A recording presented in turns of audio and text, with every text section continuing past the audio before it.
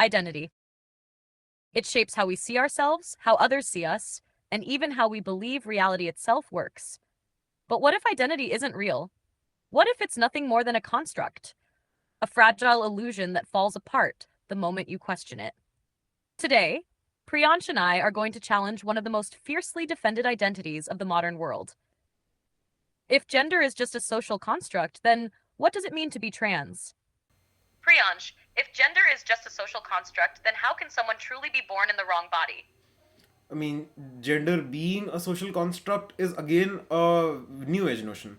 Traditionally speaking, what is gender is essentially an expression of your biological sex. So, if I am someone who's born with a penis, that means I'm a man. If I am someone who's born with a vagina, that means I'm a woman. It is completely predetermined on the basis of your biology. Similar to how I am someone with black hair because I was literally born with them. That is the traditional way of viewing it, and there is a reason it is the traditional way of viewing it. It is because it is something that easily works. There is less room for confusion, there is less room for ambiguity, and therefore, what that means is that it is simple, and that is why conservatives or people who are traditionalists, they believe in that. Now the new age notion is the fact that gender is a part of your identity, just like how your hobbies are a part of your identity, just like how your abilities and talents and likes and dislikes are a part of your identity.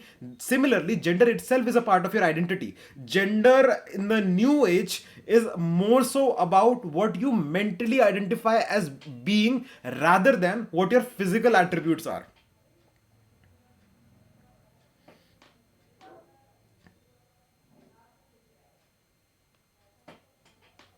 But if gender is purely about mental identification, then what exactly separates it from any other form of self perception? If someone can claim a gender identity that contradicts their biological sex, what stops identity from being completely fluid, like choosing a personality trait or a fashion style? At what point does identity become reality? That is actually a good question. So reality is, let's break it down. What is the distinction between reality and identity in the first place? Reality is something that is prescribed in the sense that reality is consistent with what you are viewing objectively, and I guess that is also the reason a lot of trans people or a lot of people who believe who are do not prescribe to their same gender, those people adopt the behaviors, the hairstyles, the clothing choices, the makeup choices, and a lot of those things of the particular gender they're wanting to identify as, because their identity is something that is informed from within. But in order to bring it into reality so that reality matches with their sense of identity, it is not the same as a hobby. They need to show social signs to other people that yes, I am XYZ gender because you associate these things with XYZ gender. And that is the reason a lot of times, what do you call? That is the reason a lot of times what you're expressing is a way of showing the world who you are. And perhaps that is the reason, even when they're like doing gender reassessment surgery, when they're getting breast augmented or whatever, like whichever gender they're trying to identify as, they're making sure that biology matches that. It is both a social proof to people around them, but also social proof to themselves, because perhaps even looking at the mirror is sort of a dissonance, right? If I feel like I'm good at let's say boxing, but I don't have any boxing gloves in my house and I just cannot move my hands, then I will start to feel like, am I living in a delusion? So that externalized reality they have to reinforce, not just for others but for themselves as well.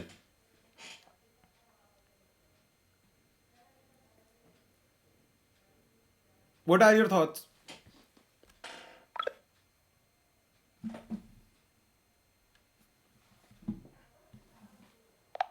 What are your thoughts on that?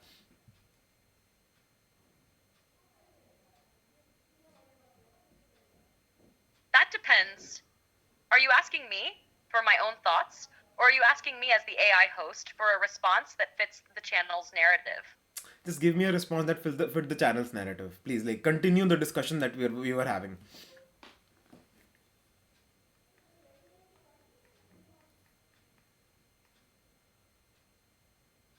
So, if trans identity requires external validation, through appearance, behavior, and even medical procedures, then doesn't that mean gender is not an internal truth, but rather a performance? If someone truly is a gender, why must they constantly prove it to both themselves and society? Because it is to an extent that is actually a nice contradiction. So ultimately, if it is something which is completely in it is from a locus of control and you have to externalize it, that means that there is some form of dissonance, that there needs to be some sort of connectivity between what you believe and what is showing in the outside reality. Unless, what is the difference between you being delusional and something being true? That brings another very interesting contradictions about trans people. These are the people who are denying gender norms in the first place, right? Just because you're a man does not mean that you are going to be the sole breadwinner of the family. Just because you're a woman, that does not mean that you are the one who's going to cook and clean, who's going to wear dresses, who likes pink. Then why are trans people in the first place going around and looking in order to become or like follow into those gender norms? Why are they trying to look like adopt those gender norms if they are fighting against the gender norms in the first place? Is that not a contradiction of what they stand for? But if they don't follow it, then their identity fails, because again, there is no external like show of it. So what is the difference between a delusion and what they are? Either way, no matter which road they pick, it is leading to a contradiction.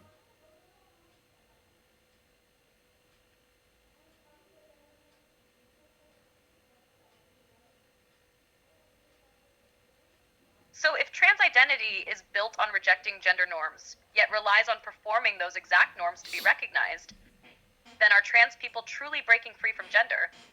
Or are they reinforcing it? If gender were meaningless, there would be no need to transition at all. But if transitioning requires conformity to traditional gender roles, then wasn't gender real to begin with? And if that's the case, then what are trans people actually fighting against? The system or themselves? Sure, We don't know actually what they're fighting against. Think about it. So a trans person has two roads when they're trying to pick up an identity, right? Either they can conform with gender norms, which completely breaks down their main philosophy that just because I am born a certain way, just because I like certain things, does not mean that I'm a certain gender. So their philosophy of being trans itself breaks down the moment they're trying to put it on an external metric, even if it is their own appearance in the mirror that they see for themselves. So that completely breaks down the trans identity. On the other hand, if trans identity itself is completely internal and is not external at all, for example, I am a bearded man and I'm wearing a t-shirt and I'm going around with my muscles and everything, and then I say that I'm also a woman, then what is the difference between that and delusion? Even then, it does not stand to scrutiny. So, therefore, no matter what they choose, trans people logically cannot exist.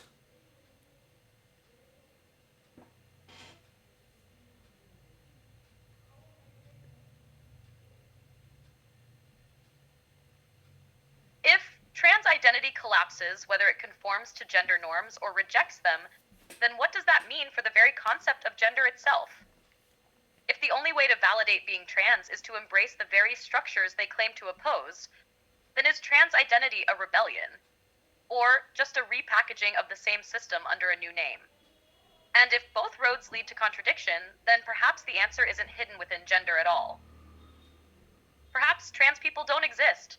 Only the illusion of identity does. But Exactly. If identity is informed by external inputs, if you want to have to put on makeup, if you want to have to put on a dress, then the identity, biological sex is the greatest indication of identity. So unless you have that biological sex primed, you cannot be a trans person. So the only people that can even exist are people who have completely embodied the other gender by doing surgery and everything, and even then biology is still against them because their chromosomes are going to remain the same. Even if it is completely externalized, they are not able to change everything about their body, right? So unless they're able to do gene editing, they simply cannot exist in that framework. And if it is completely inherent, completely what do you call, completely within yourselves, then how is it different from a delusion? It is not. It is going to be the same thing, because it is something you believe about yourself which is not true in any sort of external metric. There is nothing to show off. So either a trans person can be a hypocrite,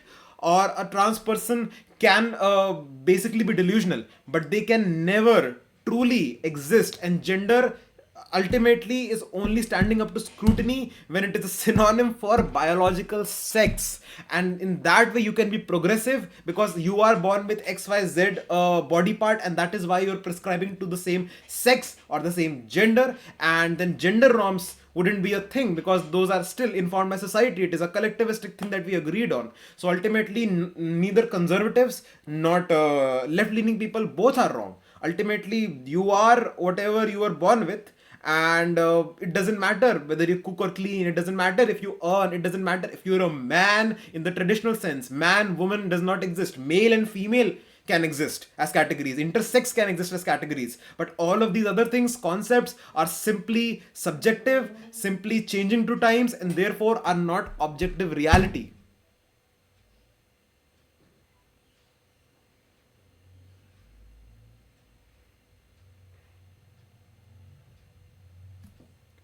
So, in the end, gender is nothing more than a shifting illusion, one that disappears the moment you hold it up to scrutiny. If identity is external, then it collapses under its own contradictions. If it is purely internal, then it becomes indistinguishable from delusion. And if both conservatives and progressives are wrong, then perhaps the only truth left is the one that has always been there. You are what you were born as. Not because of what you wear, not because of how you feel, but because reality does not bend to identity.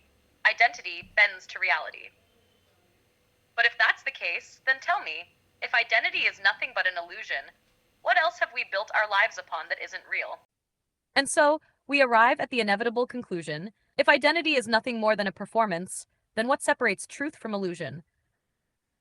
If the very people who claim to reject gender norms are bound by them, then what was ever real to begin with? Perhaps this is not just about gender. Perhaps this is about something much deeper, something fundamental to how we define ourselves, how we shape the world around us, and how we convince ourselves that the stories we tell are true. But reality does not care for stories.